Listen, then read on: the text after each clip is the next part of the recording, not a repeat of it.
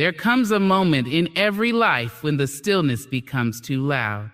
When the shadows in the corners of your peace start to whisper lies about your worth, your safety, and your purpose. When the silence in your home begins to echo with fear rather than faith. But I came to remind you that you are not helpless.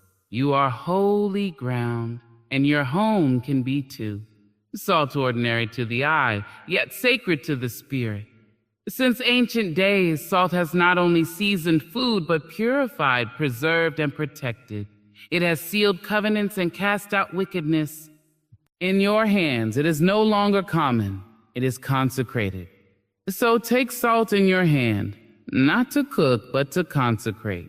Not to season food, but to season the atmosphere of your life. For when you apply salt in faith, you are declaring war on everything sent to torment your peace.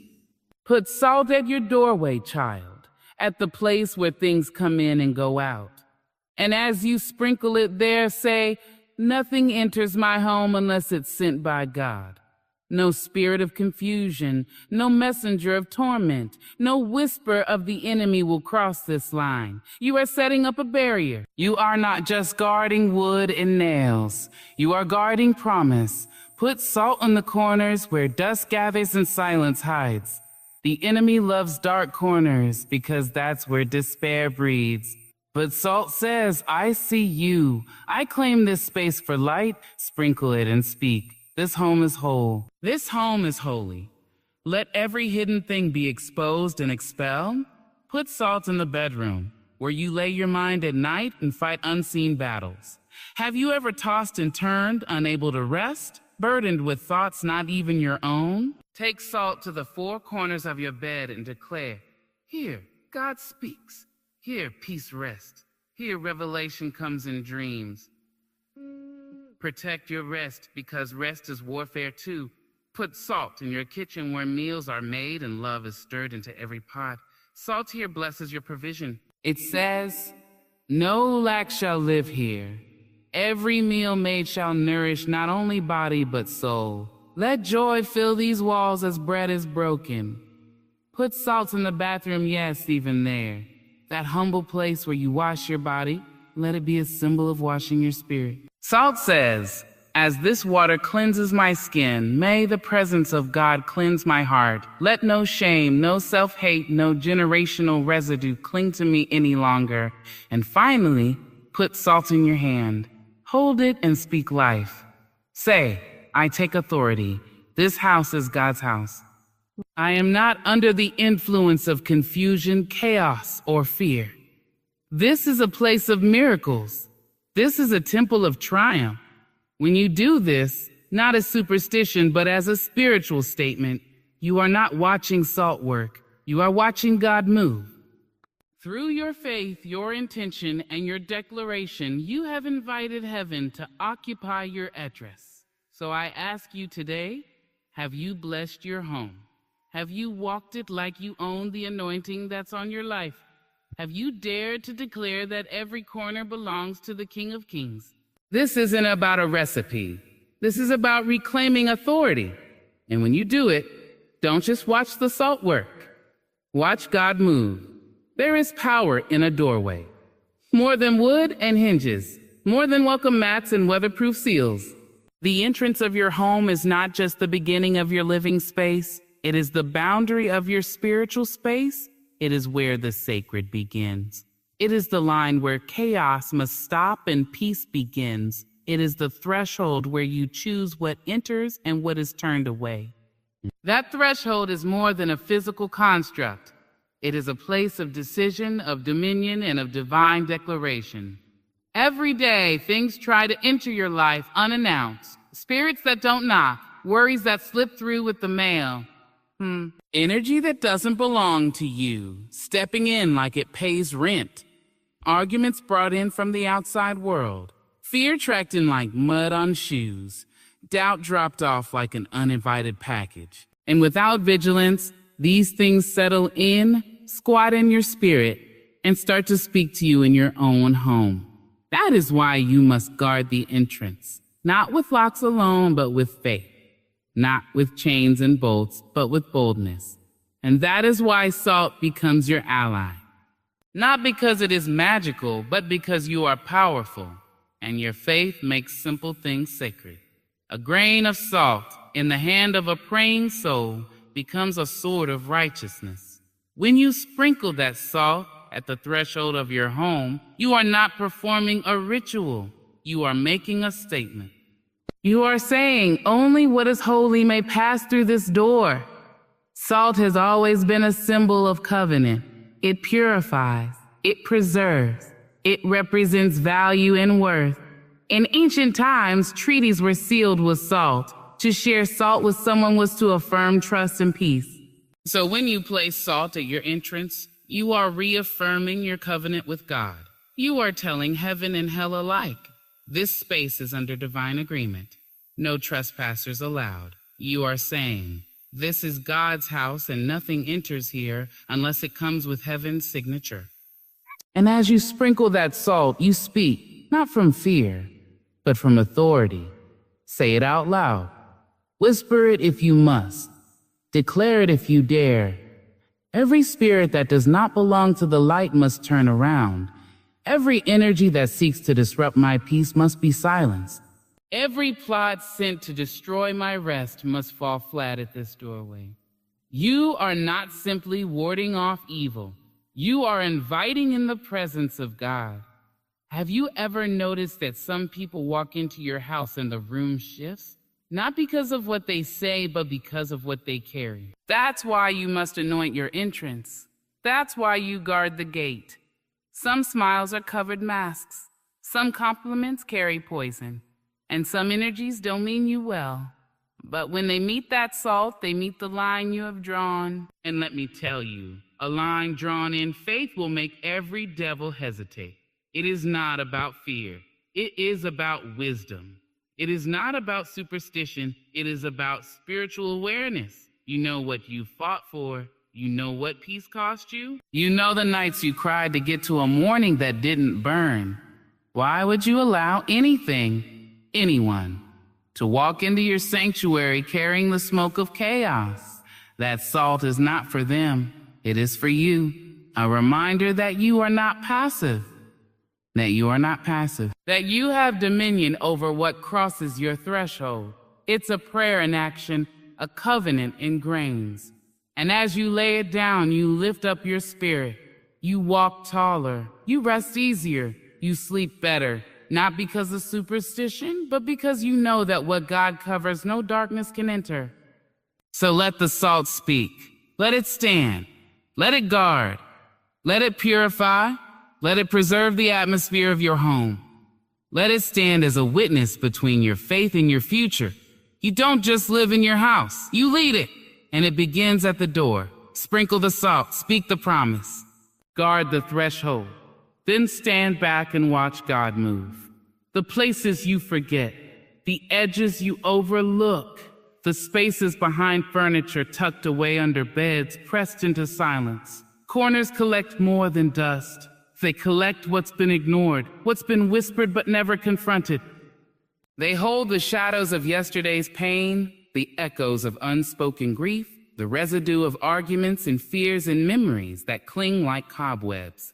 Corners are where the enemy hides when he knows he cannot face you head on. That's why you don't just clean the surface of your home. You consecrate its corners. There is darkness that doesn't come through the front door. It creeps in slowly, quietly. It doesn't announce itself. It settles like mildew in a damp place. It thrives in places where the light doesn't reach. And just as in the physical, so it is in the spiritual. There are things we never address, things we tuck away into the corners of our lives and assume they'll stay quiet. But silence is not always peace, and peace that depends on ignorance is not true peace at all. So you take salt, not because it is fancy or rare, but because it is pure and enduring. Salt does not rot. Salt does not decay. Salt has been used by prophets and priests. It has been laid upon altars, mixed with offerings, and scattered over unholy ground to reclaim it. And when you take that salt into the corners of your home, you are making a bold declaration. This house has no room for hidden darkness. This house is filled with light, truth, healing, and freedom. And every shadow must flee. You walk into those quiet places and you speak with conviction. You speak like someone who's tired of pretending not to notice. You speak like someone who's had enough. You reach down into the baseboards, the places where no one looks, and you sprinkle that salt and say, even here, God is Lord. Even this corner belongs to Him. Even this hidden space shall be holy. Because here's what we often forget. The corners of your home are metaphors for the corners of your heart. The things you think don't matter are the very things the enemy will use to torment you. That one moment of bitterness you never released. That conversation you never revisited. That trauma you never talked about. These things build nests in corners. They don't knock on your door. They wait for you to forget they were ever there. But salt will not allow the past to rot in silence. Salt demands exposure. Salt purifies. Salt calls every hidden thing into the light. There is no room for spiritual laziness when you're reclaiming sacred space. You can't just pray in the living room and hope the rest follows. You must walk into every forgotten place and declare, you may have been overlooked, but you are not unclaimed. You may have been dark, but you will not remain so. This is my home, and it will be filled with light in every corner. Sprinkling salt is not a superstition. It's a spiritual strategy. It's a symbol of faith in action. When you scatter salt into the corner, you are saying, I choose to look where others look away. I choose to cleanse what's been collecting spiritual dust. I choose to believe that no place in my life is too far gone for God to redeem. And yes, you may feel strange at first. Speaking out loud in empty rooms, praying over the silence, but you will begin to sense the shift. The atmosphere will feel lighter. The air will carry peace. That pressure you couldn't name, it will lift. The anxiety that settled in like fog, it will begin to clear. Because light has no fellowship with darkness and salt has no tolerance for decay. Corners are where darkness waits for your permission. But salt is your refusal, your act of holy defiance, your declaration that nothing hidden will control what is whole. That your home, your heart, your history, every inch of it will be owned by light. So go there. Go to the edges, to the quiet, to the shadowed. Lay your hand to the wall and your faith to the ground. Sprinkle salt, speak truth, drive out what's been hiding. And when you do, don't be surprised when you feel God move through even the smallest places. Because what you reclaim in the corners becomes the strength of the whole. And a home without shadows is a home ready for miracles. The bedroom is more than where you sleep. It's where you lay down your thoughts, where you shed the armor of the day and face what remains when the world quiets down. It's where your soul whispers the truths you didn't speak aloud. It's where your mind roams unguarded. And for some, the most violent battles aren't fought in the daylight. They're fought in the midnight hour. That's why the bedroom must be consecrated. It must be more than a resting place. It must become a sanctuary. Sleep is holy. It's not weakness. It's restoration. It's not escape. It's surrender. When your body lies still, your spirit doesn't go dormant. It becomes even more sensitive. That is why dreams matter. That is why sleeplessness is more than insomnia can be interfering. If the enemy can't get you while you're awake, he'll try to torment you while you sleep. But God has an answer, and it's not complex. It's found in the simple act of sanctifying your space. So, a handful of it, placed not just with your hand, but with your faith. 1 grain is ordinary. But in the presence of belief, it becomes a tool of cleansing, a line of protection, a declaration of what this space is and what it is not. When you sprinkle salt in your bedroom, you are not performing a ritual. You are releasing authority. You are saying, this is a room of peace. This is a place of rest. This is a chamber of divine encounter. Nothing else is welcome here. Sprinkle salt near the four corners of your bed and say aloud, no unrest shall lie here. No spiritual storm shall sleep beside me. No nightmares, no disturbances, no whispers of fear or confusion. I command this bed to be a place of God's presence. You are not merely hoping for better sleep. You are inviting heaven to occupy your most vulnerable hours. Because the truth is, many people are tired but never rested. They lie down but never feel restored. They close their eyes, but the mind never stops racing. Their bodies sleep while their spirits stay restless. That is not rest. That is torment, wrapped in routine. And that is why you must reclaim the bedroom, not just as a place to end your day, but as a place to begin divine communion. There are revelations meant to be delivered in your dreams, warnings, wisdom, even answers, but you must be able to receive them. You must clear the air, you must prepare the ground. Just like the prophets of old who would lay themselves down in silence and hear from God in visions of the night, so too can your bedroom become an altar for visitation. Not every revelation comes in noise. Some arrive in the stillness, in the quiet hum between heartbeats. In the hush where faith breathes deeper, your bedroom should not be a war zone. It should be a well, a source of deep renewal, the place where your soul exhales. That's why you remove distractions. That's why you silence the voice. That's why you say this is not the room for unfinished conversations, for hidden bitterness, for anxiety to rehearse its script. You make it a sanctuary by how you treat it. And salt becomes the symbol, the line, the covenant. When you walk into your bedroom, you should feel peace before your body ever touches the bed. You should feel welcome in your own space, not haunted by memory, not unsettled by a presence you can't name. That salt you placed, it's working, not because of its physical properties, but because of your spiritual authority. You took dominion over your rest. You declared that your dreams belong to God, that even while you sleep, your spirit stays under his covering. So before you lay your head down tonight, take a moment. Walk the corners of your room with intent. Speak softly or boldly, but speak. Take the salt. Bless your space. Invite heaven. Dismiss anything that has no place there. And don't be surprised when you begin to sleep like you haven't in years. When you wake up lighter, clearer. When the night becomes less about torment and more about transformation. Because when you sanctify your bedroom, you do more than find rest. You open the door to revelation. And when heaven speaks in your sleep, even the darkest hour becomes holy. The kitchen is not just where meals are made.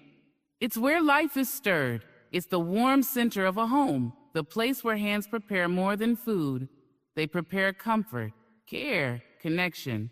The kitchen is where the ordinary becomes sacred. And whether you live alone or feed a house full of hungry souls, the kitchen holds a vibration. It holds energy. It carries memory. Think about it. Some of your most tender moments took place not in the living room, but right there in the kitchen. The conversation over boiling pots, a laugh while washing dishes, a tear wiped away at the counter when no one was looking. The kitchen is the quiet witness to your becoming. And if there is one place in the home that deserves a blessing, it is here, where the bread is broken and spirits are nourished. Salt belongs here, not just in your recipes, but in your rituals. Because salt doesn't only season, it sanctifies. In the Bible, salt was part of every offering. It was not optional. It symbolized purity, preservation, and covenant. So when you place salt in your kitchen with spiritual intent, you are offering more than food preparation. You are offering worship.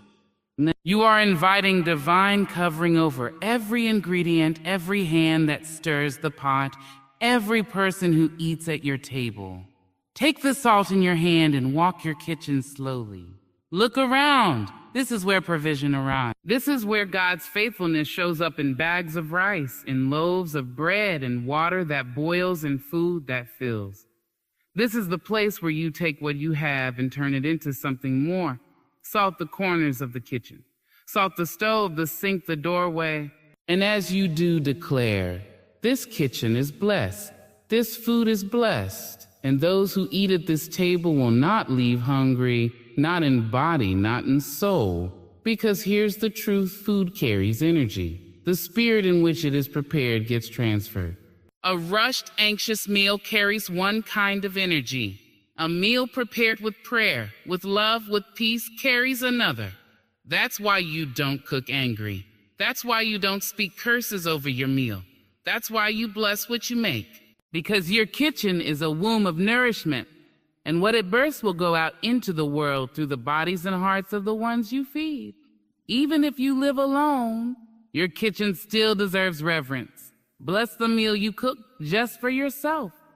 Sprinkle salt and say, this food is enough. This moment is holy. I am worthy of provision. You're not just feeding your stomach, you're feeding your spirit. You're affirming that even in solitude, God sees you. God feeds you. God prepares a table even when you are the only one sitting at it. There is something sacred in breaking bread, whether with others or in silence. The act itself is ancient. To share a meal is to share trust. To cook is to give from yourself. And when the kitchen is blessed, the whole house feels it. People may not know why they feel peace when they sit at your table, but you'll know. It's the salt. It's the prayer stirred in with the soup. It's the declarations baked into the bread. It's the spirit you invited when you anointed your kitchen with intention. Food in a blessed kitchen becomes more than sustenance. It becomes ministry. The hungry are fed not just with plates, but with presence. Children grow up remembering the smells and the warmth, not just the flavors. Spouses find refuge in quiet dinners, friends in conversations that stretch over coffee and late-night leftovers. These aren't small things. These are the building blocks of belonging. So salt your kitchen not out of habit, but with honor. Lay claim to that space. No arguing spirit, no spirit of lack, no bitterness, no tension is welcome there. Only joy, only gratitude. Only abundance, because God doesn't just visit cathedrals and pulpits. He walks the kitchens of the faithful where hearts are poured into pots and miracles simmer slowly. Salt your kitchen and bless the bread you break. Let every meal speak of provision. Let every crumb carry comfort. Let your kitchen be a tabernacle of nourishment. And watch quietly but certainly as God moves from the stove to the soul. The bathroom is often the most overlooked room when it comes to spiritual care. It's where you rush in to get ready and rush out to get on with the day. It's where you wash, where you scrub, where you cleanse. But for many, it's also where shame lingers quietly, where the mirror reflects more than your face, it reflects your insecurities, where the body you carry can feel like a burden instead of a blessing. And yet, if there's any place that deserves to be sanctified, it is here. The bathroom is sacred space, a place of cleansing, yes, but not just for your skin. It's where your soul breathes out the residue of the world. It's where you release, where you undo, where you get honest with yourself in ways that don't happen anywhere else. The tears you cried in the shower, the prayers you whispered while water fell on your back. The moments you stood before the mirror wondering if you were enough, if you could keep going if anyone saw you. This room holds more than tiles and towels. It holds vulnerability. It holds truth. It deserves a blessing. Salt has long been used to purify, not just spaces, but people. In ancient times, salt was rubbed into newborn skin, symbolizing preservation and protection. And salt in the water was used for spiritual baths, to wash away what the eye could not see but the spirit could feel. So when you place salt in your bathroom, you are not performing a superstition. You are reclaiming this space as a place of renewal, not just routine. Sprinkle salt along the base of your shower or bathtub. Speak as you do. Say aloud, as I cleanse my body, may my spirit be renewed. As this water runs off of me, let fear, shame, and heaviness run off as well. You are not just cleaning yourself. You are releasing what you've carried. You are giving heaven permission to meet you in the most human moment. Place salt near your mirror and declare, this reflection is not a mistake. This body is a temple. This skin is holy. This soul is worthy. For too long, the mirror has been used as a place of judgment. Let it now become a place of recognition. See yourself not through the lens of shame, but through the eyes of grace. Salt reclaims that mirror. It transforms it from a critic into a witness of healing. There is a certain holiness in the way you care for yourself. There is nothing weak about honoring your body. There is nothing prideful about tending to your well-being.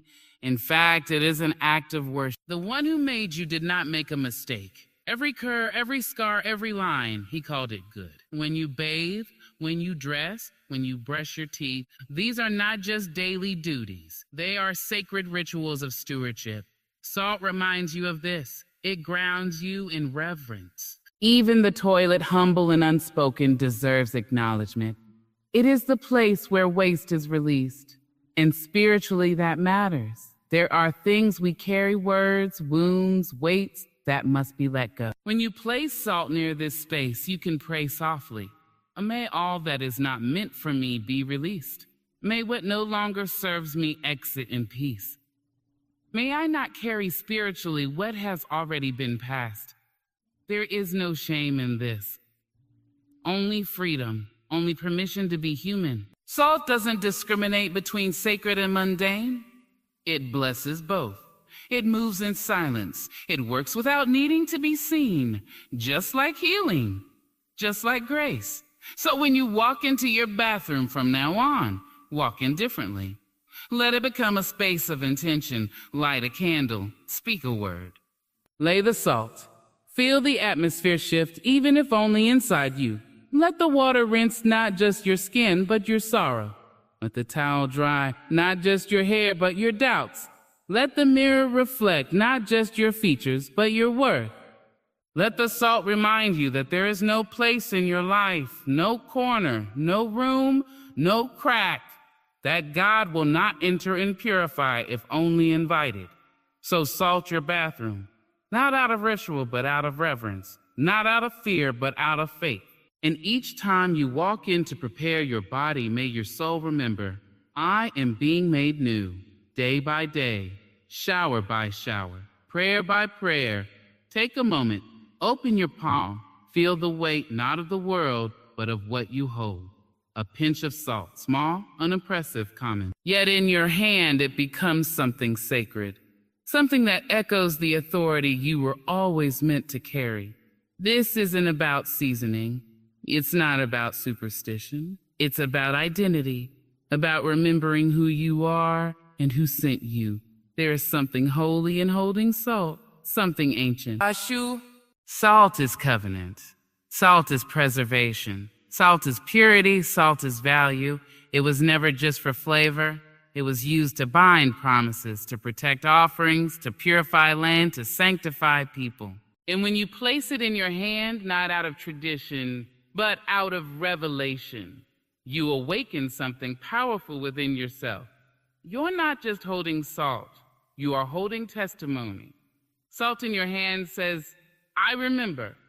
I remember the times I thought I had no power. I remember the nights I felt small, helpless, forgotten. I remember the rooms I walked into and shrank.